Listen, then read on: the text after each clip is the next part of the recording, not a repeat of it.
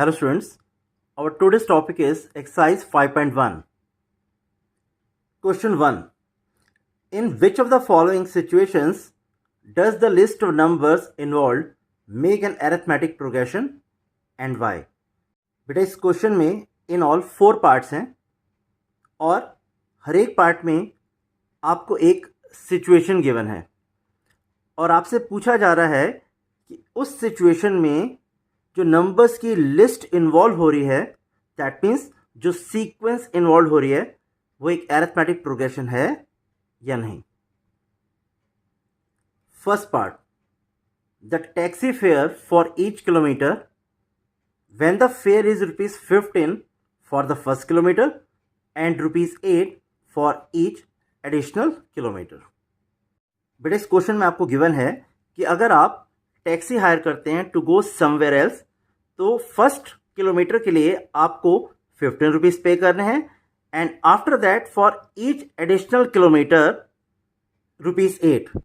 तो क्या फेयर्स की जो लिस्ट है, दैट मीन्स जो फेयर्स की सीक्वेंस है वो एपी बनाएगी या नहीं.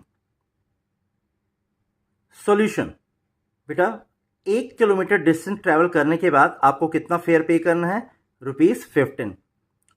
फेयर आफ्टर 2 किलोमीटर, बेटा फर्स्ट किलोमीटर के लिए आपको ₹15 पे करने as given and then subsequent kilometre के लिए 8. तो 15 + 8 ₹23. और fare after 3 kilometre, that means 3 kilometre का डिस्टेंस ट्रैवल करने के बाद आपको कितना फेयर पे करना है? 23 + 8 ₹31. Fare after 4 kilometre, 31 + 8 = ₹39. तो देखिए बेटा, अब इन फेयर्स की लिस्ट हम फॉर्म करते हैं. The list of fares in rupees is 15, 23, 31, 39, so on. बेटा ये हमने एक सीक्वेंस फॉर्म कर लिया है. Now we have to check ये लिस्ट ऑफ नंबर्स या ये सीक्वेंस एपी है या नहीं. बेटा इस चैप्टर के कॉन्सेप्ट्स के वीडियो में मैं ऑलरेडी आपको बता चुका हूँ कि ऐसी सीक्वेंस जिसमें कंसेक्यूटिव टर्म्स में डिफरेंस सेम रहे उसको हम एपी बोलते हैं. Now A2 - A1, that means second term में से फर्स्ट टर्म हम लेस करेंगे. 23 - 15 which is equal to 8. Again A3 - A2, 31 - 23 equal to 8.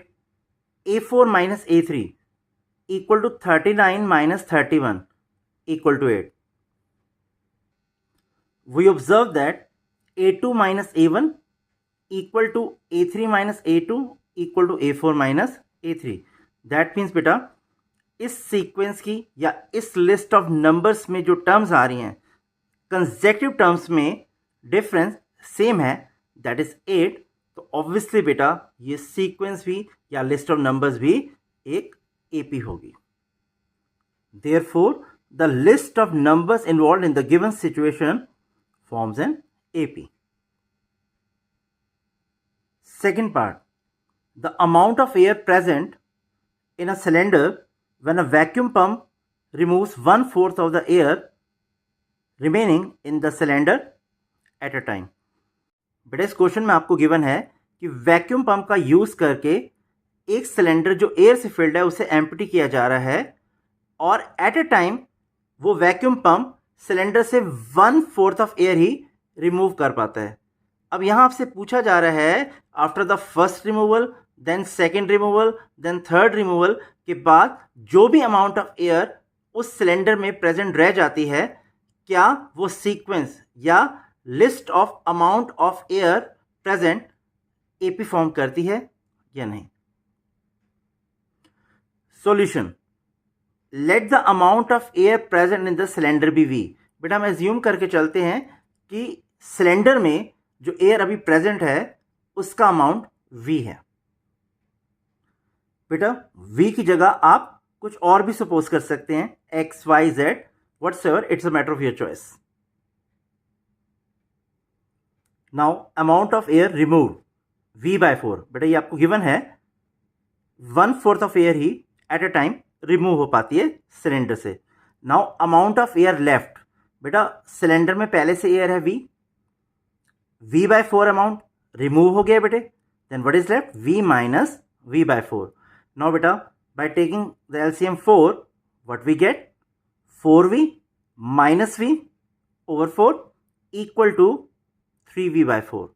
That means first removal के बाद अब जो एयर उस सिलेंडर में प्रेजेंट है वो है 3v by 4। दैट मीन्स इतना अमाउंट उस सिलेंडर में रह गया। Amount of air removed again, बेटा सेकेंड टाइम कितनी एयर उस सिलेंडर से रिमूव हुई है। बेटा प्रेजेंट एयर जो सिलेंडर में है वो है 3v by 4 और इसका भी हमें 1/4 लेना है, that means 3v by 16। Therefore amount of air left, और you can say amount of air now present in the cylinder is 3v by 4 minus 3v by 16। बेटा इतनी एयर प्रेजेंट थी पहले, इतनी रिमूव हो गई है, तो obviously what is left 3v by 4 minus thrice of v by 16। Now बेटा 4 and 16 का एलसीएम क्या आएगा हमारे पास 16 and we are left with 12v minus thrice of v by 16 which is further equal to 9v by 16। Therefore, the list of amounts of air left after each stroke is v, 3v by 4, 9v by 16, so on। अब हमें बेटा check करना है ये sequence या ये list of numbers एक AP है या नहीं। Now a2 minus a1 3v by 4 minus v, बेटा एलसीएम लेंगे 4 what we get 3v minus 4v by 4 which is further equal to minus v over 4। Again a3 minus a2, बेटा जो हमने sequence form की है उसकी थर्ड टर्म है 9v और 16 और सेकेंड टर्म 3v और 4। 16 और 4 का एलसीएम हमारे पास आ जाएगा 16 and what we will get 9v minus 12v which is equal to minus 3v over 16। That is a2 minus a1 is not equal to a3 minus a2, therefore the list of numbers involved in the given situation does not form an AP। बेटा third part given है the cost of digging a well after every metre of digging if it cost ₹150 for the first metre and raises by ₹50 for each subsequent metre. बेटा इस question में आपको given है कि एक well को, एक कुएं को फर्स्ट 1 मीटर तक डिग करने की कॉस्ट है ₹150 and each subsequent metre after that digging की कॉस्ट राइज हो जाती है ₹50 से। तो बेटा ये जो लिस्ट ऑफ कॉस्ट बनेगी वेल को डिग करने की या सीक्वेंस जो फॉर्म होगी, क्या वो एक एपी है या नहीं। Solution, cost of digging 1 metre of the well ₹150। बेटा ये आपको गिवन है already. Cost of digging 2 metre of the well, that means after the first 1 metre subsequent metre की कॉस्ट ऑफ डिगिंग 50 से इंक्रीज हो जाती है। तो that means cost of digging 2 metres of the well आपके पास आ जाएगी बेटा 150 plus 50, that is ₹200। Likewise, cost of digging 3 meters of the well 200 plus 50 ₹250 and cost of digging 4 meters of the well 250 plus 50 which is equal to ₹300। Therefore, the list of costs in rupees of digging the well is 150, 200, 250, 300, so on। तो बेटा ये एक sequence form हो गई है। Now we have to check कि क्या ये सीक्वेंस एक एपी भी है या नहीं। Now a2 minus a1 200 minus 150 which is equal to 50। Likewise a3 minus a2 250 minus 200 is equal to 50। A4 minus A3. That means fourth और third term का difference. 300 minus 250, which is equal to 50. That is A2 minus A1 equal to A3 minus A2 equal to A4 minus A3. That means जो sequence हमने form की है उसकी consecutive terms का difference same है. That is why ये sequence एक AP होगी.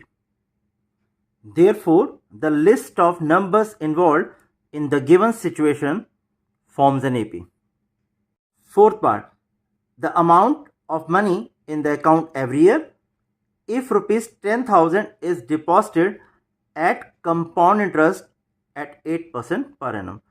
इस क्वेश्चन में हमें गिवन है कि बैंक में रुपीज 10,000 डिपॉजिट किए जाएं eight compound interest of 8% per annum. तो एक साल के एंड में, 2 साल के एंड में, 3 साल के एंड में एंड सो ऑन जो हमें अमाउंट्स मिलेंगे, क्या उन अमाउंट्स की सीक्वेंस या लिस्ट एपी फॉर्म करेगी या नहीं. Solution P is equal to rupees 10,000. That means जो अमाउंट हमने डिपॉजिट किया है उसे बेटा हम प्रिंसिपल बोलते हैं, तो उसकी वैल्यू है रुपीज 10,000 और R rate of interest 8%. As interest is compounded annually, the amount is given by A is equal to P. Bracket में बेटा हमने प्लेस करना है 1 plus R over 100 raised to the power N, where A stands for the amount, P principal, R rate of interest, and number of years. Now amount received after 1 year, that means at the end of first year, equal to 10,000. बेटा ये principal है, rate of interest आपके पास है 8 और number of years 1. Now by taking LCM 100 we get 100 plus 8 in the numerator. Adding these two we get 108. Now 10,000 को बेटा जब हम 100 से डिवाइड करेंगे obviously only 100 is left, and by multiplying these two we get 10800 rupees as the amount received after 1 year or at the end of first year. Amount after 2 years, that means at the end of second year, equal to 10,000 1 plus R by 100 raised to the power 2. बेटा 2 यहाँ पर क्या है, number of years. Now by taking the LCM 100 we get 100 plus 8 in the numerator, and by adding these two 108. Now बेटा 108 by 100 का जब हम square करेंगे we will get 11664 over 10,000. बेटा 10,000 and 10,000 will get cancelled and we get rupees 11664 as the amount received at the end of 2 years. Amount received after 3 years. 10,000 बेटा ये principal है, 1 plus 8 over 100. 8 क्या है बेटा आपके पास, rate of interest raise to the power 3. Now इसको solve करके हमें मिलेगा बेटा 100 प्लस 8 बाय 100 और देन 108 बाय 100 का क्यूब आपके पास आ जाएगा बेटा 1259712 ओवर 10 लाख. ना बेटा इस 10 लाख को जब हम 10,000 से डिवाइड करेंगे वी आर लेफ्ट विथ 100, एंड 1259712 को 100 से डिवाइड करने पर आपके पास आ जाएगा rupees 12597.12 as the amount received at the end of 3 years. Therefore, the list of amounts in rupees is 10800, 11664, 12597.12, so on. Now A2 minus A1, that means first two terms का difference, 11664 minus 10800, we get 864. Again A3 minus A2, that means third term और second term का difference, 12597.12 minus 11664, we get 933.12. बेटा clearly A2 minus A1 is not equal to A3 minus A2, तो obviously ये जो list of numbers है, that means list of amount, वो एक AP form नहीं करेगी. That is, A2 minus A1 is not equal to A3 minus A2. Therefore, the list of numbers involved in the given situation does not form an AP. बेटा, I really hope इस question के all parts आपको clear हुए होंगे. Thanks a lot.